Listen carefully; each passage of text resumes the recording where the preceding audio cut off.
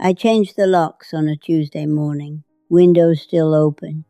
Air smelled like rain that never showed up.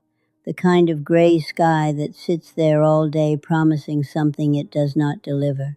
Did not tell anybody why. Not the locksmith, not Sal next door, who watched the whole thing from his garage, like I was changing a tire instead of a lock, arms crossed, not saying a word, which for Sal is its own kind of saying something. 94 years old. Lucille. People who knew me as a girl called me Lucy. I go by Lucille now. Sounds like I mean it more. I do not know when exactly I decided that. Somewhere around 80, I think, when I stopped answering to the smaller version of my own name. I have got a system in this house. Had it going on 20-some years, since right around when I stopped being able to climb a ladder to clean a gutter and started looking for other ways to make a house behave itself. Silver blankets taped over the windows that catch the worst of the afternoon, the ones where you stand a few feet back and feel the heat coming off the glass like somebody left an oven door open clear across the room. Shiny side facing out, summer. I flip them around come November. Shiny side in, so the furnace heat bounces back at me instead of bleeding out through the glass into the yard for nobody's benefit. My grandmother never had a fancy word for any of it. She just called it not being a fool with money you do not have. She raised her children in a house with no machine to keep it cool, not for the longest while. And she used to say the sun was getting in and you had to stop it before it got comfortable in there. Stop it at the skin, she said, meaning the windows, meaning the walls, meaning anything that let the heat pass the front line before you had had a say in the matter. I did not understand that as a girl, sitting on her porch steps shelling peas into a bowl between my knees. I understand it just fine now. She had a porch that wrapped clean around two sides of her house, and trees on the west end thick enough you could not see the sun go down through them, only feel the light change color as it dropped. Nobody planted those trees for decoration. She told me that more than once, like she was worried I would grow up thinking shade was something you bought at a store. Every night I open the windows, front of the house, back of the house, so the air has got somewhere to travel through to, the way you would open a door at both ends of a hallway and let a breeze find its own path. 8 o'clock in the morning, not 5 past, not when I feel like it. I close every one of them. My grandmother used to say you bank the cool the same way you bank $1. What you do not put away by morning, you do not get to spend come 3 in the afternoon, and there is no borrowing it back once it is gone. It still works. I will tell anybody who asks. My afternoon reading sits somewhere in the low 70s most of the summer, while the rest of the block runs their compressors day and night. Most people do not ask, though.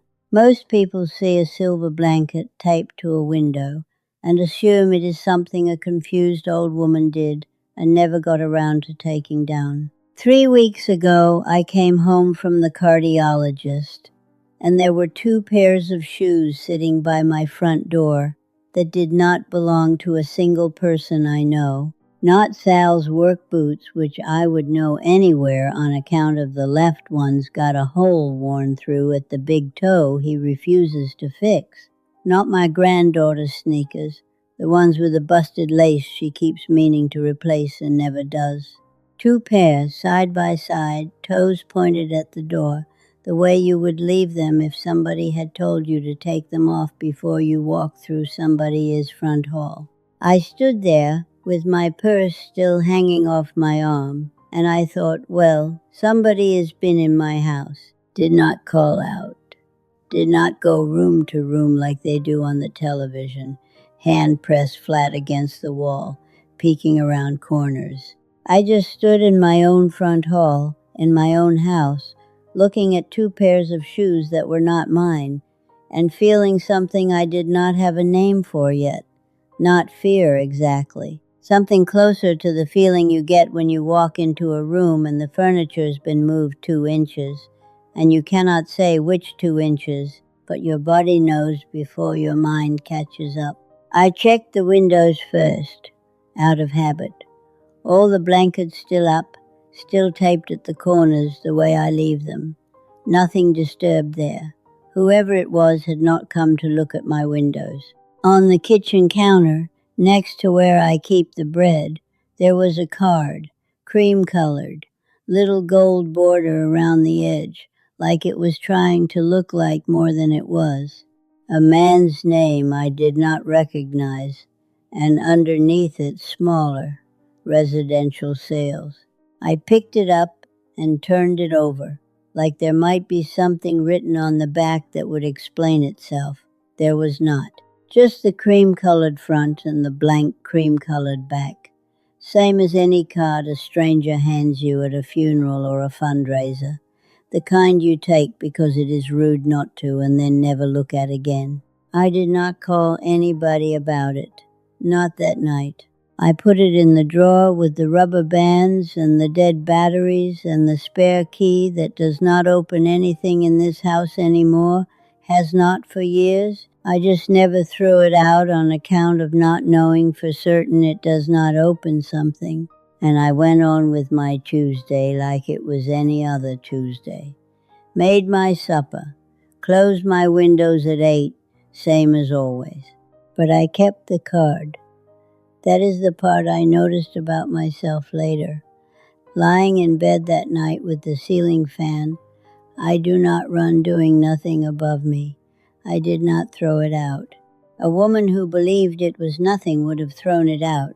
My son James called that night, like he does most nights, and asked if I would taken my pills. I said yes.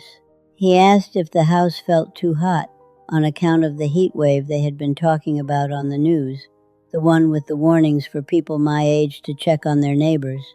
I said no. Same as it has been for 20 years. Why? He did not answer that part. There was a pause on his end that ran a half-second longer than it should have for a question that simple. And then he asked about my granddaughter instead. Asked if I would eaten supper. Asked 3 more questions that were not the question, the way a person does when they are walking carefully around the edge of something they do not want to step in yet. Then he said he had to go, somebody was at his door. I sat with the phone in my hand a good while after he hung up, looking at the dial tone light blink off on its own, thinking about how many times in my life I have hung up a phone and immediately known I had not been told something. It is a particular kind of quiet. You can hear it even in a voice you have known since it was a baby's voice. Sal's got a garage. He sits in most afternoons with the door rolled up, fixing fishing reels that do not need fixing anymore, far as I can tell, since I have never once seen the man go fishing. He has got a way of talking where he tells you something is none of his business right before he tells it to you anyway. Every single time, like the disclaimer satisfies whatever rule he has got about minding other people's affairs. I walked over there the next morning still in my housecoat, which I never do, but I was not thinking about that. Asked him, plain, if he had seen anybody strange parked outside my house. He kept his eyes on the reel in his hands, turning the little crank back and forth, though there was not any line on it I could see. Said it is none of his business, what people do with their own property. Then he said there had been a car out front Tuesday afternoon. Nice car, clean, the kind that gets washed regular. 2 people he did not recognize, walking around my yard, looking up at my roofline, the way you look at something you are pricing rather than something you are admiring. He said one of them took a photograph of my chimney with a telephone held up over his head. He said it the way you would mention the weather, like it was not going to land on me the way it did.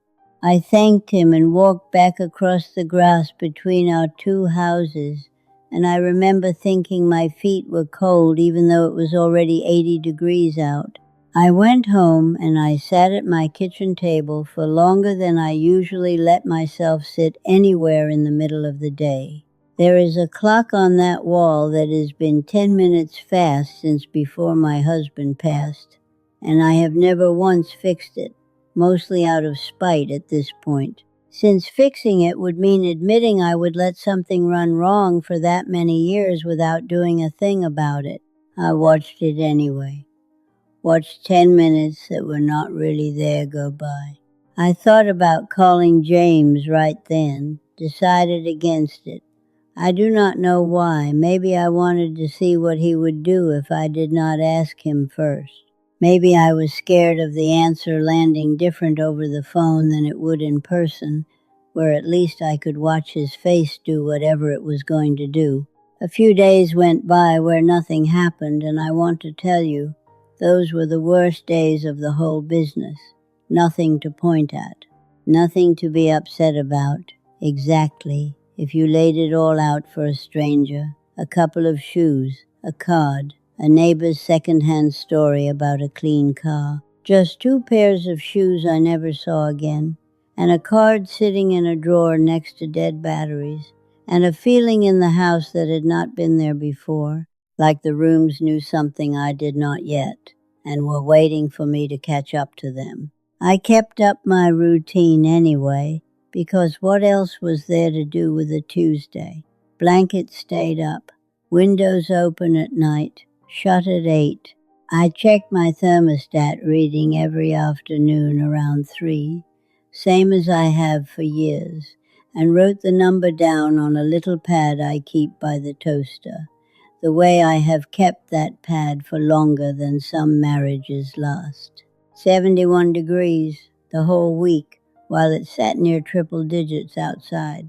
I do not know why I kept writing the numbers down that particular week with more care than usual, underlining some of them. Maybe because it was the one thing in my house I still understood the shape of, start to finish, cause and effect, no mystery to it at all. My granddaughter Mara stopped by that Thursday, unannounced, the way she does, carrying a box under her arm. She sat on my counter without asking. Said it was a smart thermostat. Said you could run it from your telephone. Said it to cool the house down before you even got home. I told her my house was already 71 degrees without spending a nickel, and asked her what exactly her telephone was going to do that my grandmother's good sense had not already done for free. She laughed, the way she does when she thinks I am being stubborn instead of being right, and she left the box on the counter anyway, said I could think about it. I noticed, after she had gone, that she had not once mentioned the shoes or the card or asked a single question about whether anybody strange had been by, which struck me as its own kind of answer, the not asking. A person does not avoid a topic that has not crossed their mind. It was a Saturday when I found the folder. I was getting the spare blankets down off the top shelf of the hall closet. I keep extras up there. For the years I need to patch a window twice over, once for me and once for spite at whichever pane decided to crack. And a manila folder slid out from behind the box and landed face up on the floor at my feet, open enough that I could see what was inside before I would even bend down to pick it up. Photographs. Color photographs, printed on the good glossy paper, not snapshots somebody took quick on a telephone. My living room, the good chair angled just so. My kitchen, the counter wiped clean, cleaner than I generally leave it, which meant somebody had tidied before they had photographed it, which meant somebody had been in here longer than a quick walk-through. The window over my sink, the one with the chip in the corner pane, I have never had fixed because I like that I know exactly where it is. The way you know exactly where an old scar sits on your own hand without having to look.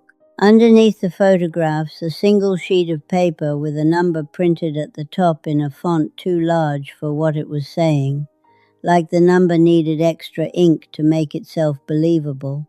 And under the number, smaller, a phrase about an estimated window for closing, with a date circled in the same blue pen James has used since he was a boy in school, the kind he buys in packs of a dozen and loses 11 of within a month.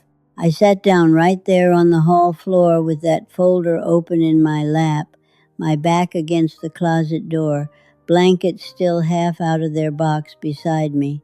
Did not cry. Did not feel much of anything I could put a name to, which scared me considerably more than crying would have. I sat there long enough that my legs went stiff getting back up. I called James that evening. Did not raise my voice. I have never been a woman who raises her voice, not once in 94 years that I can recall. And I was not about to start over a manila folder. I asked him straight, did he have people walking through my house while I was at a doctor's appointment? He went quiet a second too long before he answered, and I could hear, in that quiet, him deciding which version of the truth to hand me. Said he was just exploring options. Said it was responsible, at his age and mine, to know what a house was worth, in case something ever needed deciding quickly. Said nobody was making any decisions yet, that this was all just paperwork, just numbers on a page, nothing real until somebody signed something. I asked him who decided I was not in the room for that conversation about my own house. He did not have an answer for that one. Just my name, said the way you say somebody's name when you are trying to slow a conversation down rather than answer it. Mom, like the word itself was supposed to do some of the explaining for him. I told him I needed to let the dog out, even though I have not had a dog in 11 years, and I hung up before he could correct me on that. I want to tell you what I did not do. I did not ask him to come over and explain himself face to face, where I would have to watch whatever his face did while he tried. I did not call Mara and ask her whose side she was on, because I already half knew the shape of that answer, and I did not want to hear it confirmed out loud just yet, not with that thermostat box still sitting unopened on my counter. I did not take that folder and slide it back exactly where I would found it, like nothing had happened, like I was the one who needed to pretend. What I did was go to the hardware store the next morning, the kind with the bell over the door and a man behind the counter who has worked there longer than some of my appliances have been alive, and buy a deadbolt, a good one, heavier than I likely needed, with a brass finish. I had no real reason to prefer, except that it looked like it intended to stay where it was put. I paid for it in cash, counted out from the little envelope I keep for exactly this kind of unplanned errand. The locksmith asked me twice if I was sure. On account of a woman my age, changing her own locks raises a certain kind of question in people's minds, the kind of question that usually has somebody's children's names attached to it. I told him I was sure. I told him I would been managing this house alone since before he was likely born, through worse than a lock, and a deadbolt was not going to be the thing that proved otherwise to anybody. He did not argue with that, just did the work, kneeling at my front door with his little case of tools open beside him, while I stood there watching with my arms crossed the same way Sal had watched me from his garage. Like the two of us had traded postures without meaning to. When he was done, he handed me 2 keys on a little ring and told me to keep one somewhere besides the obvious places. I put one in my pocketbook. The other one I have not decided where to put yet. So that is the Tuesday I started with. Now you have got the rest of it. I have not called James since. He has called me 4 times. I have let 3 of them ring through to nothing, and answered the fourth, long enough to tell him I was fine, and hang up before he could ask the question underneath the question again. The one he never quite gets brave enough to say outright, the one that starts with, "Maybe it is time to think about." I do not know what happens with that folder, or that number, or whatever window of time they had circled in blue pen for whatever it is they were planning to do with my life. Nobody has told me, and I have not asked.